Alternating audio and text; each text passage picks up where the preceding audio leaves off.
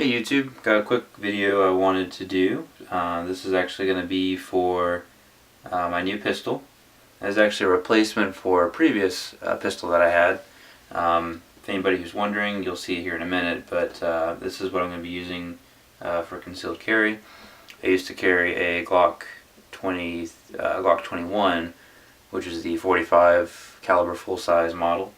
This is actually going to be a Glock 22, which shoots the 40 caliber. So it's a little bit smaller, but it has more capacity.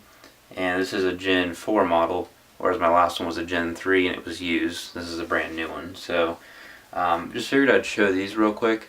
This is going to be the Premier holster. That's the actual manufacturer. And it's not the best thing in the world. I'm very happy with the quality for what I paid for. I got it for like half off on eBay as opposed to the website. So I only plan to use this for a couple of months or so, just until I can get the holster that I'm actually looking at, which is another leather holster, but it's higher quality. So this should serve me well for inside the waistband carry. I'll also be carrying Hornady Critical Defense, or Critical Duty rather, sorry. And this ammunition here, again, it's not target ammo or anything like that for anybody who's new to the gun collection, or the whatever you want to call it, the gun hobby if you want to use that term. But this ammo here, again, it's not target ammo, it's for self-defense only. Hopefully I never have to use it other than for just testing it through the gun, see how it cycles, which I'm sure will be fine. And it does have a sealed primer, so if it ever gets wet for any reason, or places with extreme humidity, I am in the southeast, so just as an extra layer of protection, you want to eliminate any possibility of issues when you can. So here's the box that the Glock actually comes in. We're going to go ahead and open it up now and take a look inside.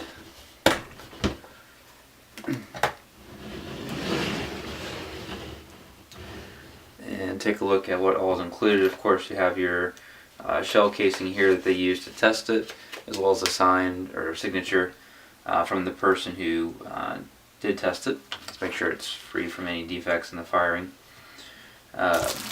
Safety lock, in case you want to travel with it, or if you have small children. They give you a speed reloader, quote unquote, to help you get those last couple rounds in there if you're a sissy. And it comes with 3 magazines. One of them I have off to the side here. This one's loaded because it does have, again, this is what I have for carry, so it's already got the 15 rounds in it. And obviously you can do 15 plus 1 to have one in the chamber, because you're not going to have time to reload 90% of the time if a need ever arises, where hopefully you never have to, but if you did have to use it, you're not going to have time to cycle it around no matter how cool you think you are.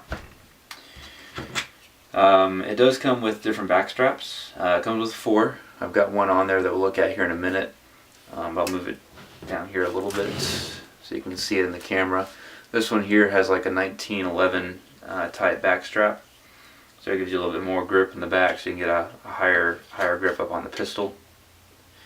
And then it has like the larger back straps depending on your size. So I think I have the smaller of the 2 back straps on there, but that's perfectly fine. I don't want it to be ginormous. But here's the gun. Of course, it is safety checked. Nothing in the chamber. But again, overall, the Glocks are something that I've kind of, when I first got into the into guns in general, I've heard really good things about them, but everybody had them and they weren't cool looking, so I didn't want to get one. Everybody falls into that trap at some point, regardless of what they tell you. Some people just do more research before they buy them, but I'm very, very pleased with it. Obviously, if I'm putting my life on the line, essentially, with carrying a Glock over some other firearm. Again, you can see here the back strap if I put it on the table. Hopefully the lighting's good enough. Apparently not. There you go. You can see how it protrudes instead of being in line with the back. But the 40, it does give more of a hop than a straight back recoil when you shoot it. So getting a higher up grip would be nice to kind of give you some extra control on the firearm itself, depending how you want to do it. So again, a couple of things they did change real quick with the firearm. I didn't notice this until last night after I picked it up, but inside the mag well here, it's actually can't see it, but it actually is wider and it centers in. So if you're just trying to load a magazine, you don't really have to look at it. You can just kind of put it in. And also the mag release, the button here, it feels like it's, I don't know if it's further back than it used to be, this little switch here, but it definitely is bigger and it's easier to hit. It's not as flush and in line with the handle, with the grip. So, I mean, it does that. I mean, if you just have it at an angle, it launches it out pretty far, which is exactly what you want. So you don't have to worry about having to pull it out. You can get your hand back, get another magazine, jam it in there, and you're ready to go. The slide release is a lot better. Because of my old one, I had to kind of push it in and then maybe a little bit down. Again, it was a used model, so I don't think all of them are like that, but with this, you just, you know, pull it down and it locks in, ready to go. So, again, there's a few things that I don't like. I wish they would have cut off a little bit here behind the trigger, just to kind of allow you to get a higher grip on the grip itself. These finger grooves on the fronts I don't like. I know a lot of people go through and they just kind of, not really dremel them, but they kind of sand them down in a way, so it's all one straight piece. Again, the finger grooves are nice, but depending on your hand, mine happen to be big enough to fit into the grooves.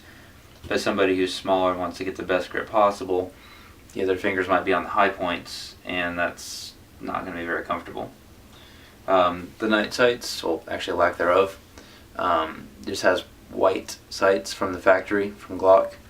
Not a huge fan, and I do want to get some Trichicon HD lights or HD sights for them, just to make target acquisition a lot quicker. Again, with conflicts that are of a self-defense nature, and there's a rule of 3, and one of those rules is that they usually happen within 3 feet or 3 yards or whatever your interpretation is, I guess, but it's going to be close, so you're probably not going to use the sights, but I'd much rather have those. I mean, these work, they do the job, but white on white, I like to have some contrast between the two sights, maybe some orange and then some yellow or something like that, but that's a different video. So, I mean, overall, the guide rod inside, it is actually, they made it metal, and it's just one piece. It's not like a spring on a piece of plastic. It's like one piece that will move with the actual gun. You can kind of see a little bit of it there, maybe, right under the barrel. But, yeah, overall, Gen 4, very, very happy with the 4th generation of Glock. Has a lot more checkering, it's got deeper finger grooves here, the takedown's a little bit easier, and overall, I mean, like I said, I definitely recommend it to anybody who's looking for a good pistol. You can't go wrong with Glocks, they're reliable, they do the job, and I mean, anything can jam and have issues, but Glocks are more likely to not have those set issues. So no matter what pistol you have, I always recommend taking it to the range, testing it out, and really going from there to make sure it functions and that you're comfortable with it. So that's just my 2 cents on it. I'm sure you've seen it before, but I'm really happy with it, happy with the quality as always from Glock, and hope you enjoyed the video, and have a great day.